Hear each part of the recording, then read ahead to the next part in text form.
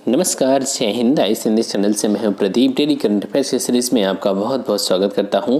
दोस्तों, इसका PDF download करने के लिए आप टेलीग्राम ग्रुप को ज्वाइन कर सकते हैं, जिसका लिंक वीडियो के डिस्क्रिप्शन में दिया गया है। साथ ही चैनल सब्सक्राइब नहीं किया तो ज़रूर कर लें और बेल आइकॉन को प्रेस करना ना भूलें। चलिए शुरू करते हैं। इसमें हमारा पहला टॉपिक है मैथिली भाषा के लिए साहित्य अकादमी पुरस्कार 2020।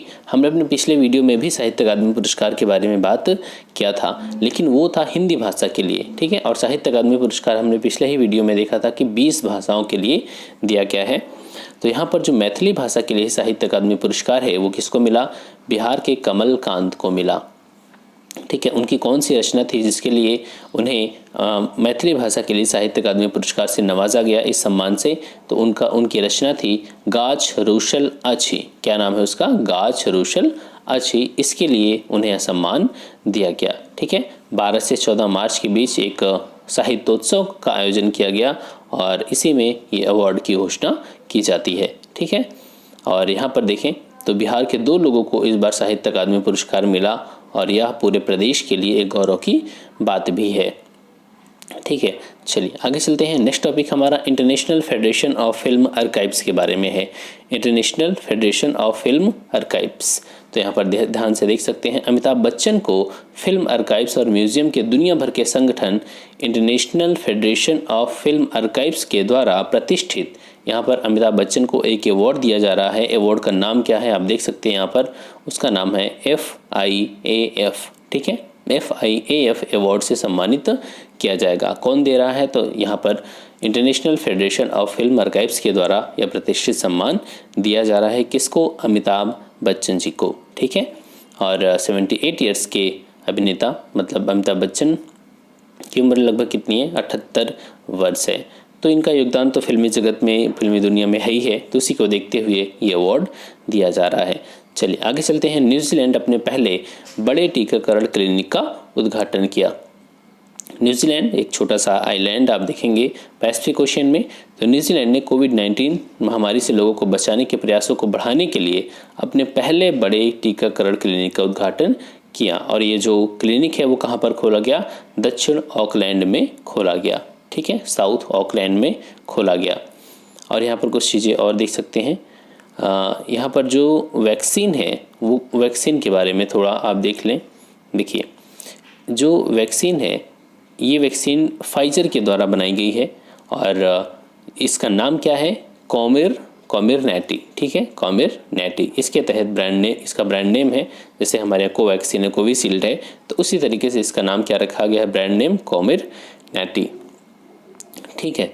तो बस इतनी सी बातें यहाँ पर याद रखना है। चलिए, फ्रांस ने किया अंतरिक्ष में अपना पहला सैन्य अभ्यास। आपको पता है कि आर्मी, नेवी, एयरफोर्स, ठीक है, इनके अलावा अब जो वार होंगे ये तो वार होंगे ही होंगे, मतलब जो ट्रेडिशनल वार होते हैं जिनको कहा जाता है, जहाँ पर स्थल पे वार होते हैं, वायु में वार होते हैं, जल में, पानी में वार होता है। लेकिन अब वार के नए नए डायमेंशन भी खुल रहे हैं, जैसे कि स्पेस वार एक हो गया, ठीक है, किसी देश के सैटेलाइट को मार गिराना या सैटेलाइट के माध्यम से हथियारों को डिप्लॉय करना स्पेस में, और युद्ध के दौरान क्या करना, वहाँ से ऊपर से पता चला ऊपर से परमाणु बम गिरा दिया गया सैटेलाइट से, ठीक है, या सैटेलाइट को ही इस्तेमाल कर लिया गया किस रूप में? परमाणु बम के रूप में। पूरे सैटेलाइट को ही गिरा दिया गया किसी देश के ऊपर। तो इस तरीके से स्पेस वार का कॉन्सेप्ट आ रहा है, ठीक है। डिजिटल वार भी आप देखने को मिल रहा है, किसी देश पे स्ट्राइक कर देना। स्ट्राइक का मतलब है कि साइबर अटैक करना। तो ये सब नए नए वॉर के नए नए आयाम यहाँ पर देखने को मिल रहे हैं। तो फ्रांस ने किया अंतरिक्ष में अपना पहला सैन्य अभ्यास। और याद रखना, भविष्य में जो होने वाले वॉर हैं वो आर्मी, नेवी, एयरफोर्स इनके द्वारा कम बल्कि डिजिटल वॉर ज़्यादा होंगी, ठीक है। देखिए कोई भी देश हो, अगर हमारा सपोज हमारे पृथ्वी मिसाइल है, ठीक है, या कोई भी सिस्टम हमारा है, तो कहीं ना कहीं उसका लिंक जो है वो किससे है? सैटेलाइट से है।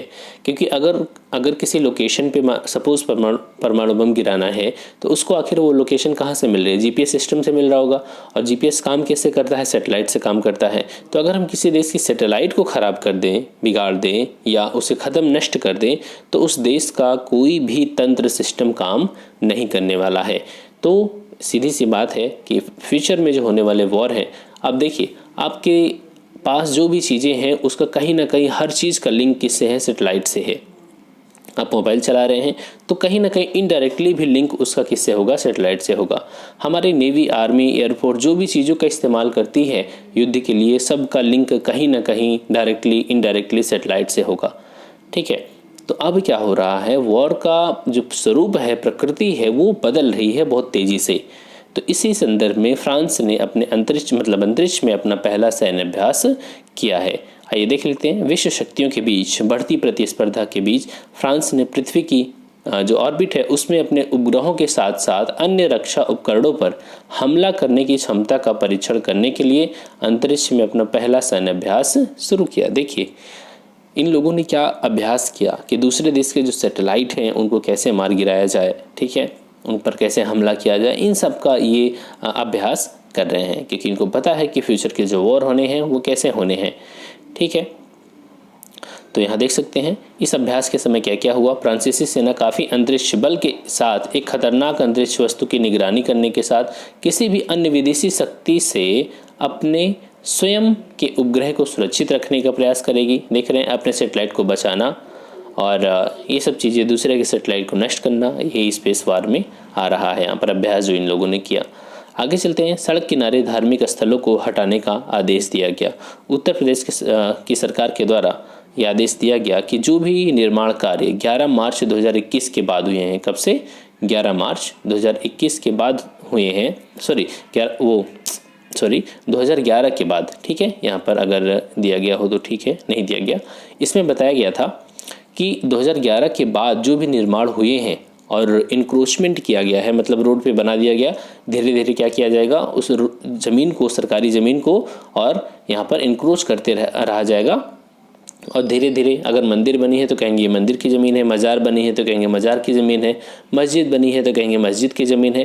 तो इंक्रोचमेंट कर लिया जाता है सरकारी ज़मीन का। तो उत्तर प्रदेश की सरकार ने कहा कि जो भी धार्मिक स्थल यहाँ पर बना दिए गए हैं 2011 के बाद सड़कों पर, सड़क के किनारे, उनको क्या किया जाएगा, हटाया जाएगा। ठीक है, तो यहाँ पर सभी को आदेश दिया गया, सभी मंडल आयुक्त, जिलाधिकारी, और उनसे कहा गया कि तुरंत इसको हटाया जाए। चलिए अब हम चलते हैं एमसीक्यूज़ की ओर। मैथिली भाषा के लिए साहित्य अकादमी पुरस्कार विजेता 2020 निम्न में से कौन है? तो किसे मैथिली भाषा के लिए साहित्य अकादमी पुरस्कार मिला, उनका नाम क्या है? कमलकांत झा। क्या नाम है उनका? Kamalkant Jha. Next, film archives और म्यूजियम ने दुनिया भर के संगठन international federation of film archives के द्वारा प्रतिष्ठित 2021 अवार्ड से किसे सम्मानित किया जाएगा? तो आप जानते हैं, महानायक अमिताभ बच्चन जी को। ठीक है, आगे चलते हैं। नेक्स्ट क्वेश्चन, हाल ही में किस देश ने अपने पहले बड़े कोरोना टीकाकरण क्लिनिक का उद्घाटन किया? किसने किया? अमेरिका, न्यूजीलैंड, बाकी ऑप्शन देखने की जरूरत ही नहीं है। यहाँ पर आपका सही आंसर क्या है? न्यूजीलैंड। ठीक है, साउथ ऑकलैंड में इन्होंने उद्घाटन किया इस देश ने। हाल ही में किस देश ने अंतरिक्ष में अपना पहला सैन्य अभ्यास शुरू किया? चीन, अमेरिका, जापान, फ्रांस। तो वो कौन सा देश है? फ्रांस।